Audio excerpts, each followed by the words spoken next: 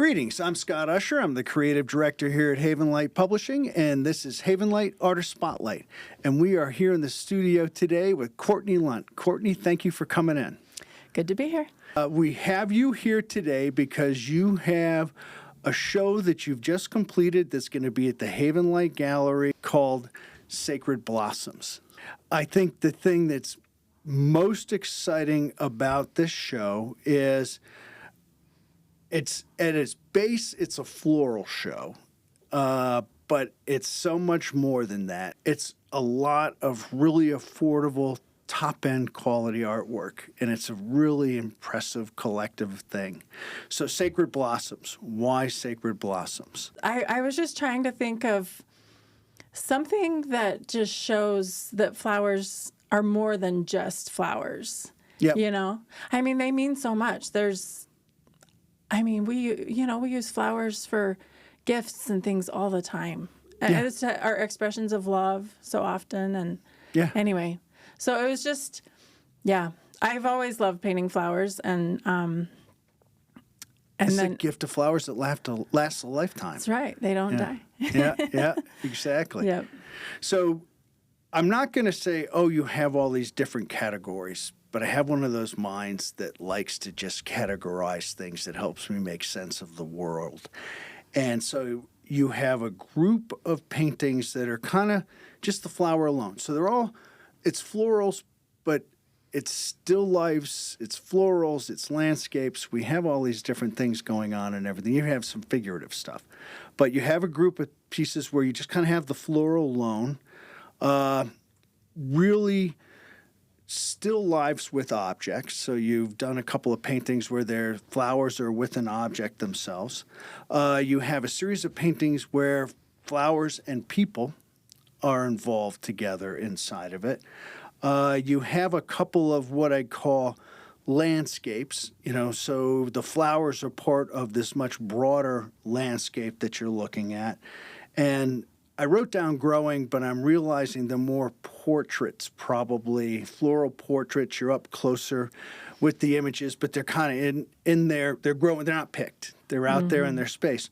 So, and you could say, oh, and then I'd even throw in this kind of hanging flowers, the flowers that are picked and kind of hanging upside down, but I think those count in florals alone.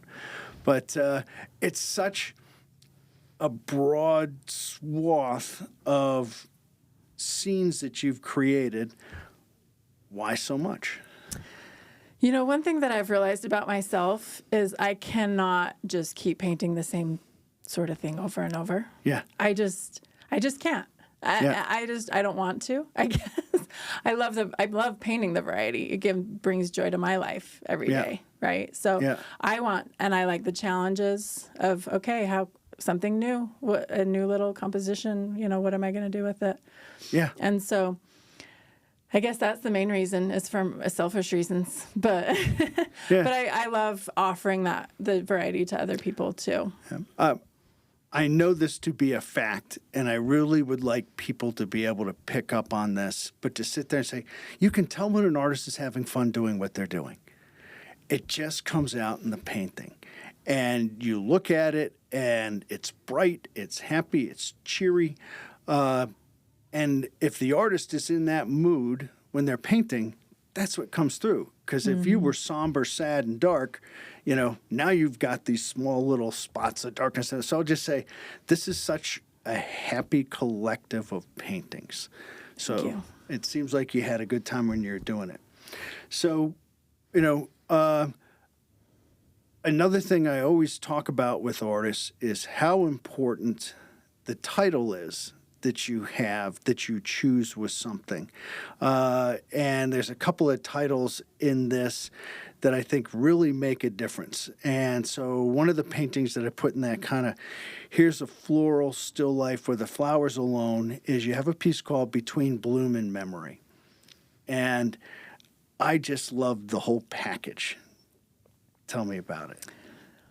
Basically, and that title kind of could describe, kind of in general, why I like to paint and why, what my paintings mean to me.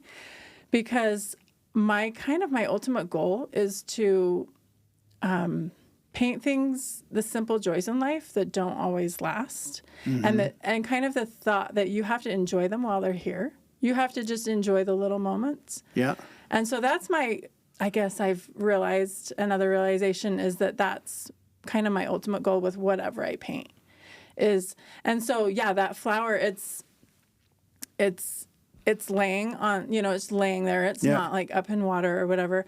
So it's been picked. It's being enjoyed, but it's not going to last forever. So you just have to enjoy the bloom while it's there. Yeah. Yeah. So like I say, it's wonderful, just this whole idea of between bloom and memory. Another one that I really like the title on is Collective Energy. Again, it's another one of the little small pieces. That actually has a kind of a cool story. Yeah. Okay. And it doesn't even necessarily have to do with the flowers. But so one thing that I do when I title my work is because honestly, it's hard to come up with so many titles, especially when it's just flowers, right? Like, what are you going to come up with? So what I will do is I will think about what I was doing, just kind of what was going on around the same time. So when I did that painting, I actually was at a show. Okay. And there were lots of artists there too. Well, little booths. Yeah. And I was just trying to get a couple more paintings done for this show. And so I had prepared, I was painting at the show. We could, paint and people could watch us. So all these artists around me were giving me feedback. Anyway, it was just so fun and so awesome to have so much, of that feedback. And so I just felt like the title Collective Energy brought that in for me because that's what it was, collective energy of all the artists around me. But I also just felt like it, because it's a bunch of flowers. It's a bunch of flowers and together. And it's different kinds of flowers. Yeah. It's roses and I don't even know the other types. But anyway, it's a collective of flowers that have their own energy. The artists that are really confident in the work they do really love having a group of people that they consider their peers, that they can sit with and share their artwork with, because they're like, okay, I'm pretty comfortable in my skin and help me make this better. And, another level of what the collective energy is. And I just think that's awesome. It's awesome that you liked it. It's awesome that you incorporated it. If I'm correct, you paint with Casey Childs every now and then too, right? Yeah. You go to his group sessions. Another thing that I'm sure you would encourage any artist to sit, do not hang out by yourself, creating in a vacuum all the time. Though that's one thing about the art business and being an artist, it's incredibly singular. So you really have to work to find this community, find these people that you can be working with, and how much it helps the artwork that you create, because it's really tough to be an island unto yourself. Oh, for sure. I mean, honestly, so I've painted for a really long time. My biggest mistake for so many of those years, I was raising my kids, which that was my priority, and I'm good with that. Yeah. But I was completely on my own. I was not involved in this art collaborative thing like we're talking about. I wasn't. Anyway, I was just on my own, and I wasn't continually learning, because that's what I've realized is being around other artists and being open and realizing you don't know everything, and always open to learn more. That's the best thing. Yeah, for sure. They call medicine a practice, and I think art's a far greater practice than medicine, because I know people in their 80s painting, and they're just like, I just figured this out this week. It's so true. After 50 years, I did this. Yeah, most artists don't want to retire because it's like there's layers. You figure you kind of understand something, and then you realize, basically, the more you learn, the more you realize you don't know.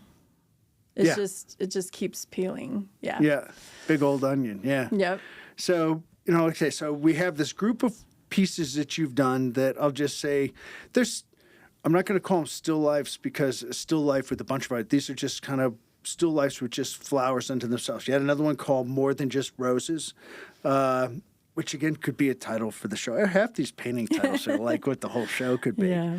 But again, really nice groupings, and all of these seem to have a really wonderful design.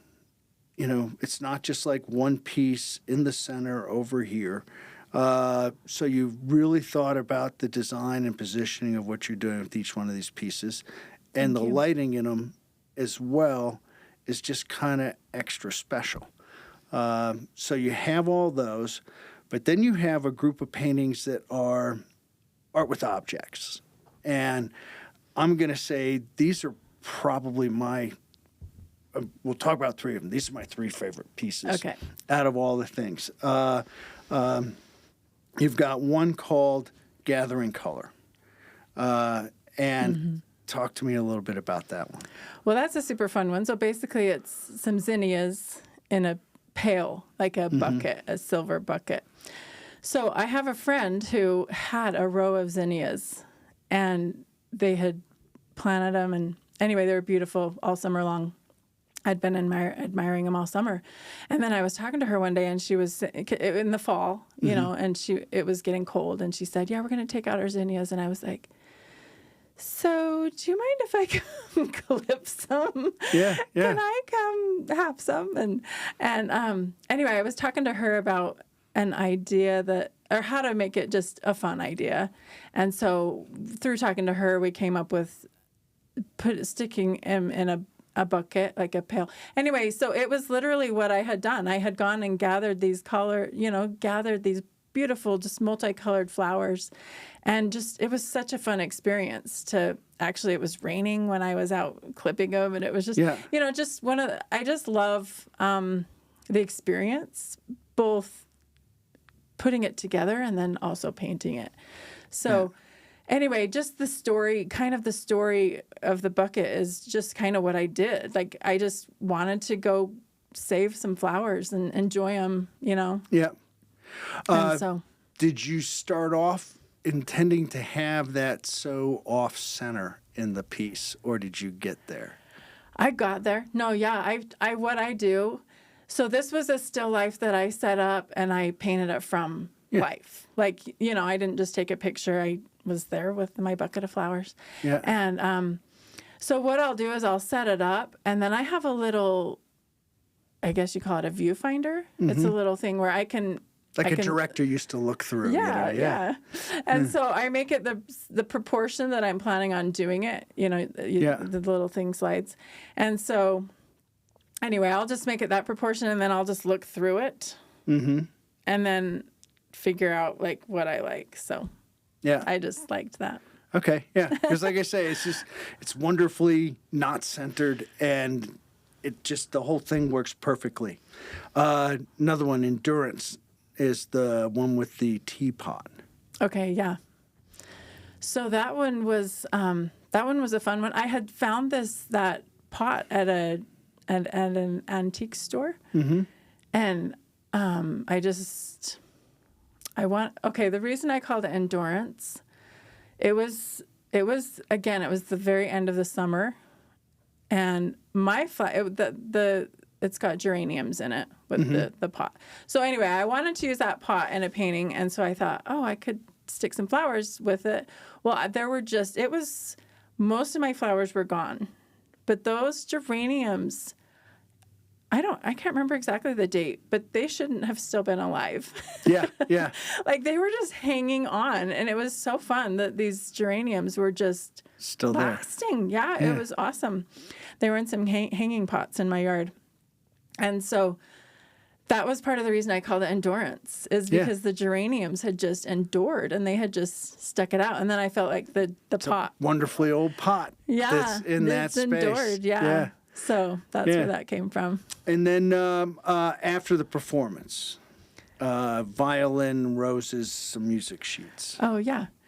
So my daughter plays the violin, and that was her violin. I figured. And so, So it's kind of nice to have a violin hanging around that you can paint every once in a while. Yeah. And actually, when I did that painting, again, it was from life. I had the violin sitting there, and I had a book of sheet music. And that was all that the painting was going to be. And then I I painted in the violin and everything, and it just didn't feel enough. Yeah. So then I ended up going and finding a rose and sticking it in and then adding it in. So I guess that after the performance, the title just kind of symbolizes.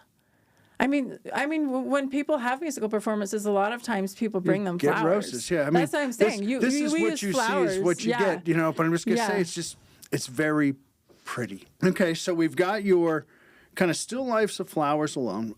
You have a couple of pieces in there that are also putting flowers in vases. Things, again, kind of very traditional along those lines. But I'm going to tell you, I think these 3 pieces that are these still lifes, just my favorites that are in the grouping in the show. And I just say, wow, you should do more of those because they're neat. You kind of you open up the scope again from kind of still life in close, and you're getting into, I'm going to call them portraits because it's the flowers. In my mind, they're living in their natural environment, zoomer in their natural environment. Mm-hmm. They haven't been picked or something like that, and they're just out there in front of us. Okay. So we'll call them the portraits. Lingering light. So hollyhocks, honestly, are probably my favorite flower to paint. And I know that lots of other artists like to paint hollyhocks. And I was talking to an artist one day, and I said, why is it that we love hollyhocks? And anyway, what I had come to the conclusion of is that they just have such neat shapes. And that's what we like, is interesting shapes. Like and one thing that, especially with light, when you get that backlight, because that's what was going on with that one. Yeah, was there was a really strong morning light, and I was kind of facing the light. So then the light's shining through the petals. Yeah, and I just love that, and I love the brightness and the light that it creates through the petals. Yeah, it's just I don't know, I just love it. That's not much more than that. So yeah, the light, just the light. Mm-hmm. So. Again, so you go from this, again, still life studio. Now you're kind of outdoors. Were you plein air on these? That one wasn't, no. Yeah. But I have definitely done lots of hollyhock plein air paintings. Yeah. But that particular one I had just taken photos. I had been painting those hollyhocks that day, like plein air. But it was at a plein air event, and the painting that I did actually sold. So I had just taken pictures while I was there. You kind of have these portraits that are the flowers, but, again, kind of growing wild, but in their environment. And then you have a couple of ones where you have totally expanded it into what's really a landscape that happens to feature some flowers in it. Mm-hmm. So both of those were actually the same day that I took pictures. And it was a fun... So... My daughter was getting married, actually, and she was having some bridal pictures done up in that area where that was. And so the one with the path with the pine tree, anyway, there were just flowers everywhere. And I was like, you guys have fun with the photographer, which is my sister, and she does awesome. But anyway, I'll be over here taking pictures for painting. I'm like, I have to paint this. It was just, those experiences I like to try to capture. So I just knew I had to do some paintings from that day. And so because it was around the time, with my daughter getting married and everything, and as particularly the beginning one, with that path, heading into the trees. So it symbolized for me my daughter, just the beginning of them, but also I felt like it fit the painting, So anyway, I love to do that. Just what is it? What was my experience going on? And then like I said, the same day was the embracing the moment. And anyway, that day it started just pouring, and they weren't done with their photo shoot. We had a different spot to go, and we kind of tried to wait it out, but then my daughter just said, you know what? Let's just go embrace the rain. And so they just went out and finished their photo shoot in the rain. And so that picture, it's kind of hazy. I don't know the mountains. It was because it was it had been, it was raining. And so that was why that's called Embracing the Moment. So we've got all the florals that you've done. You've got florals that are still lifes, florals with the more traditional still life with other art objects. You make your ways outdoors. You have nice little intimate portraits, and then you keep on opening the scope of what you're doing to where you get these landscapes. Then finally you start integrating people into a couple of your pieces, given with love, and it's just an exchange of flowers. So, yeah, with this show and the title Sacred Blossoms, obviously just the flowers are sacred in and of themselves, but I wanted to do something a little more because I have painted lots of hands and figures, in the past. So the hands, it's a little child's hands, and then the other hands are Christ's hands. Okay. So, and it could go either way. Like the idea was that she was giving him the flowers, but maybe the way the hands are. Anyway, it could go either way. Like that he's giving her flowers. So either way, I call it exchanging flowers because to me, it's not a conclusive. Yeah, it's not super obvious which is which. One way or the other, Which is how it works, right? Yeah. I mean, Christ obviously gave us everything, and then we give back. But I think in the spirit of Mother's Day, you also have Christ giving his mother some flowers for Mother's Day. Yeah, so I had about probably a couple years ago, I had the idea to do some paintings with Jesus growing up as a boy.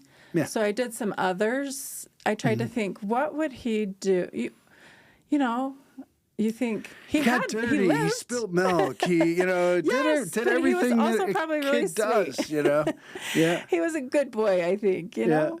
So one thing is obviously, it's not a scriptural account, but we do know from the scriptures that he loved his mother. Yeah. And so it was just an imagination thing of what would he, how would he show his love for his mother? Because, he loved his mother, and I'm sure he was a sweet young boy. I'm sure he was. What is it like for an artist to take on the concept of painting Christ? I am finishing up a painting that I intended for this show. It's two little girls bringing flowers to Christ as an adult. And yes, it's one of those things where I'm like, obviously, I don't know what he looks like, But what actually, I prayed and I said, I just asked Heavenly Father, I said, I know that I don't necessarily know what he looks like, but just what my goal is to show the peace of Christ, just have the spirit of Christ in my painting. That's my goal. Not a P-I-E-C-E, but a P-E-A-C-E. Thank you for the clarification. Yes. Yeah.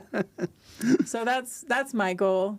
And then I guess just what sort of image is my favorite. So I get to choose, the type that I want him to look like. But yeah. So you kind of surrender. You don't sit there and really try to overthink what he looks like. You just sit there and say, I'm going to go with what I'm being given. Yeah, and I've done some other paintings in the past, and so I try to make my images of Christ seem like it's the same person, Yeah, all the way through. And so I actually pulled out some of my old paintings of Christ that I had done and had them sitting there while I was painting to sort of, okay, could this be the same person, And then like when I have models, I don't ever want it to look like that person. I don't, because if I hang it in my house, I don't want to look at it and say, oh, that's my neighbor down the street. Like, so I always tweak them to make them not any particular person. Nice. So you're going to be, again, the show is at the Haven Light Gallery in the University Place Mall in Orem, starting April 9th, running through the 31st. I know when they do the shows, they usually have a paint night, and they usually have a period of time when you're there for a weekend painting. Have those been scheduled for you? Yes. So the opening is April 9th, and then I will be there painting that Friday and Saturday. So the 10th and 11th of April. So the 10th and 11th of April. Like the afternoon, evening-ish. Yep. And then, yes, there's going to be a paint night, and I forgot to look, but I think it's around the 22nd or something. Yeah, it's a little bit later in the month. It's later, usually towards the end. I think quite often there's a lot of flowers out there. And a lot of people, when they're coming to us and bringing us artwork and trying to do, especially get on board, we see a lot of flowers.